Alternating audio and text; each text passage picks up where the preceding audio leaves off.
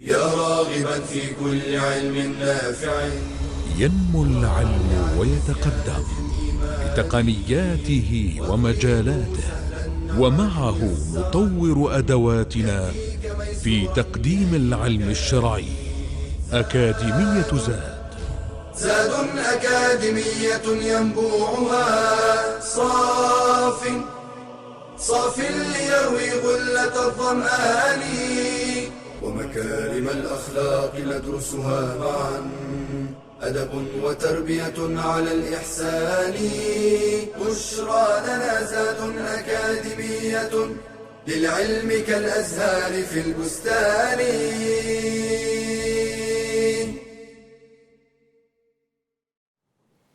السلام عليكم ورحمة الله. الحمد لله رب العالمين، والصلاة والسلام على أشرف المرسلين نبينا محمد وعلى آله وصحبه أجمعين.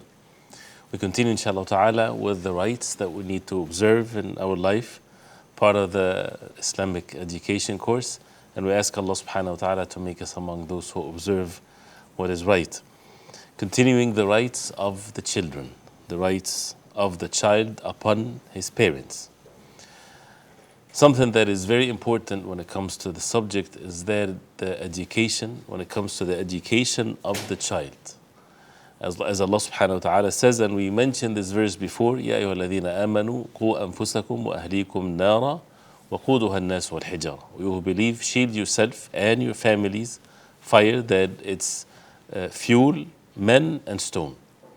So to make sure that the child is educated the right education, meaning the religious education, the ilm, the knowledge that would save him from the hellfire, the knowledge that would get him to be among those who Allah subhanahu wa ta'ala is pleased with, the knowledge that would prevent him from being among those who are wicked and evil, and those who would fall into innovations in the religion and so on and so forth.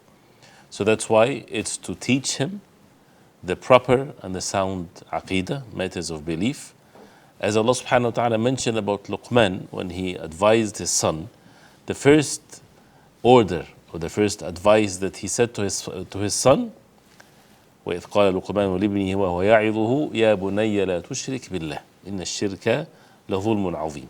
When he said, "O my son, do not associate partners with Allah. Indeed, shirk, associating partners with Allah, is a great dhulm, is great injustice, great wrongdoing."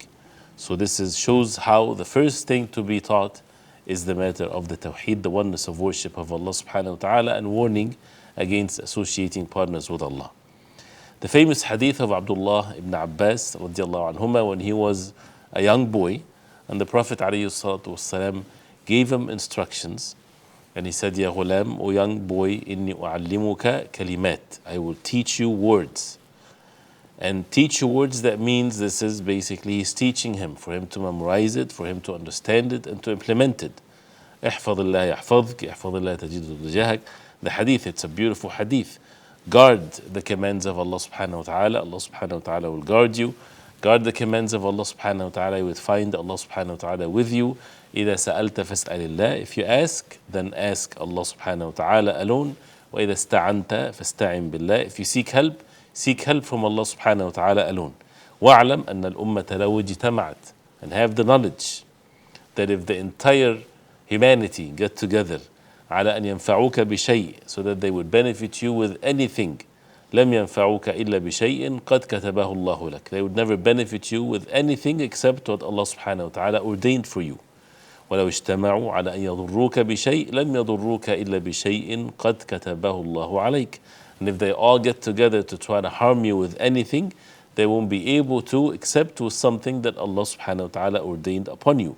رفعت الأقلام وجفت الصحف. The pens have been lifted and the books have been dried. That means the qadr, to believe in the qadr of Allah subhanahu wa ta'ala.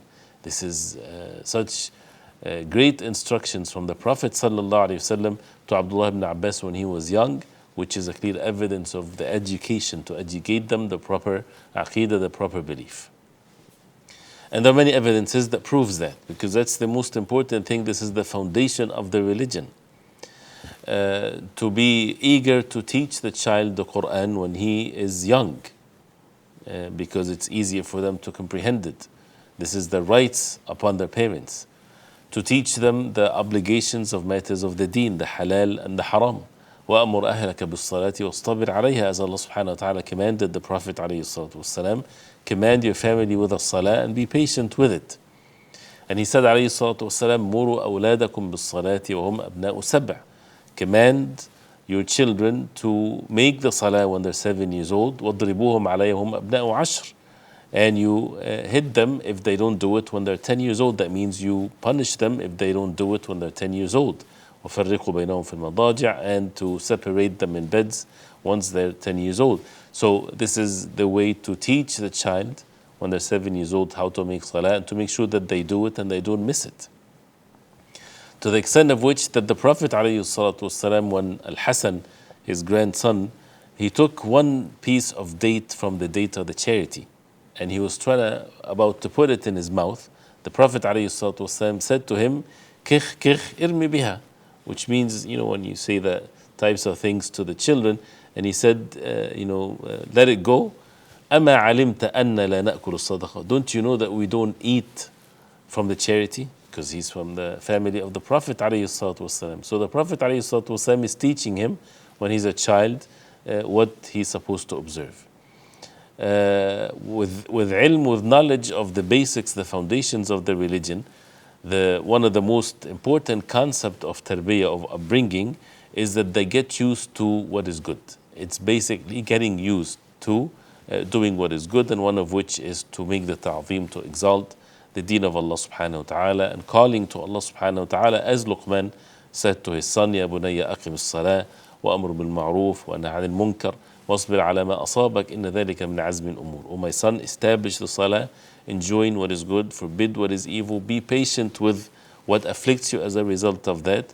And this is from the things to be determined and to be strong in implementing them. So he's teaching his son all kinds of things when it comes to matters of the deen, and even da'wah to Allah subhanahu wa ta'ala, and enjoining good and forbidding evil. To teach the child the manners, the good conduct of things, the etiquettes of things, as the verse says, وَلَا تُصَعِرْ خَدَّكَ لِلنَّاسِ, do not give your cheek to the people as a way of showing arrogance. وَلَا تَمْشِي فِي الْأَرْضِ مَرَحًا, do not walk on the face of earth in insolence and being arrogant and things of that nature. وَاقْصِدْ فِي مَشْيِكَ وَاغْضُضْ مِنْ صَوْتِكَ, walk in a way that is a humble way, do not, lower your voice, do not raise your voice. And so this is something that is mentioned in the Quran, teaching and giving advices to the son of how to conduct oneself.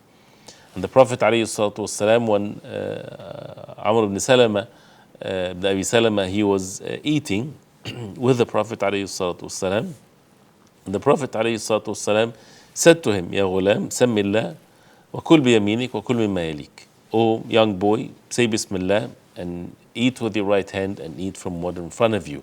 So teaching them the etiquettes of things, how to eat, how to drink, how to conduct oneself when there are guests, and how to respect the elders and things of that nature. Of course, one of the very obvious rights is to spend on one's child without excessiveness and without being greedy, and to protect him from anything that might harmful to him, anything that might threaten his life or harm him, or anything, not to transgress the limits.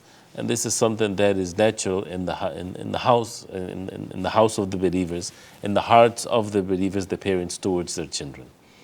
But one of the means of protection is not just the physical protection, but also by protecting them with matters of ruqya, because the child is not able to make adhkar, he's not making the morning and the evening adhkar, he's not able to recite Ayatul Kursi, Surah Al-Fatiha, and so on.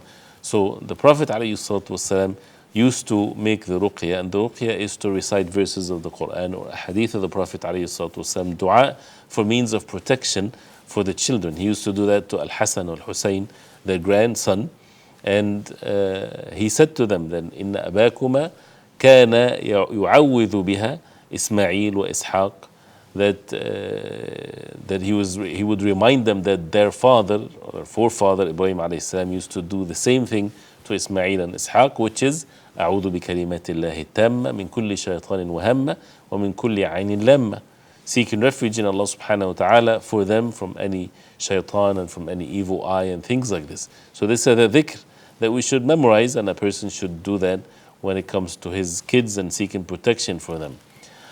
Pushing away the harm from them, even with the simple things, this shows the caring that a person would have. Like the Prophet ﷺ, he got down from the mimbar when he was given khutbah, addressing the people, when he saw his grandsons Al-Hasan and Hussein coming, and they had 2 red garments and they were stepping over them and falling. So he went down and he carried them. And he even quoted the verse, إِنَّمَا أَمْوَالُكُمْ وَأَوْلَادُكُمْ فِتْنَةً, that your wealth and your offsprings are fitna, are a test for you. So he could not have, as he said, alayhi salatu wasalam, I could not have the patience till I go down and help them, which shows the mercy and the concern that he had towards them, which is something that should be in the hearts of the parents, of course.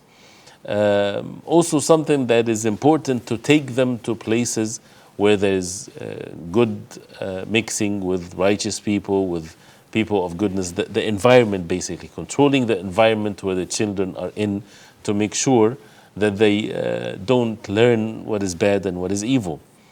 And this is, something that is very obvious. And the Prophet ﷺ would even ask questions, and there are young children that are present, one of which is Abdullah ibn Umar, and this hadith is in Sahih al-Bukhari in more than one place, and it has so many great benefits, but one of which is that he was a child, he was young, and the Prophet ﷺ is addressing the people and saying, Inna min ash-shajari shajara, that there's a tree, that its leaves doesn't fall, and it's like the Muslim. So inform me, what is it? So the people start thinking about all kinds of things, and Abdullah ibn Umar, he was a child and he knew that it was the palm tree, but he was shy to speak when there's elders. So later on, when he said to his father that he knew the answer, which is Umar radiallahu anhu, he said, لَأَن تَكُونَ قُلْتَهَا أَحَبُّ إِلَيَّ مِنْ أَن يَكُونَ لِي كَذَا وَكَذَا. He said, for you to say it, it would have been more beloved to me than to have such and such. Why? Because he will be very proud of his son that he got the right answer in front of the Prophet ﷺ. So it shows again this kind of a special relationship, and the caring and educating and having them in the proper environment with the Prophet ﷺ, to take the children to the gatherings of the ulama, the people of knowledge, and to make them respect the ilm, the knowledge, to put them in the right environment, to make sure that you don't put them in places or schools that are known to be not teaching the children anything of goodness, but rather to teach them matters of disbelief and things of that nature. We ask Allah subhanahu wa ta'ala to protect us from all harm, but this is basically some of the rights to be observed when it comes to the rights of the children, and that the parents will be asked about them in the Day of Judgment. We'll continue inshallah ta'ala next time, but with more of a different right, which is the rights of the spouses. So till next time, I'll leave you with the protection of Allah subhanahu wa ta'ala. Wa sallallahu wa sallam wa barak ala Muhammadin wa ala alihi wa sahbihi wa sallam. Wassalamu alaikum wa rahmatullahi wa barakatuh. يا راغبا في كل علم نافع. ينمو العلم ويتقدم بتقنياته ومجالاته، ومعه نطور أدواتنا في تقديم العلم الشرعي. أكاديمية زاد أكاديمية ينبوعها صاف ليروي غلة الظمآن، ومكارم الأخلاق ندرسها معا، أدب وتربية على الإحسان. بشرى لنا زاد أكاديمية، للعلم كالأزهار في البستان.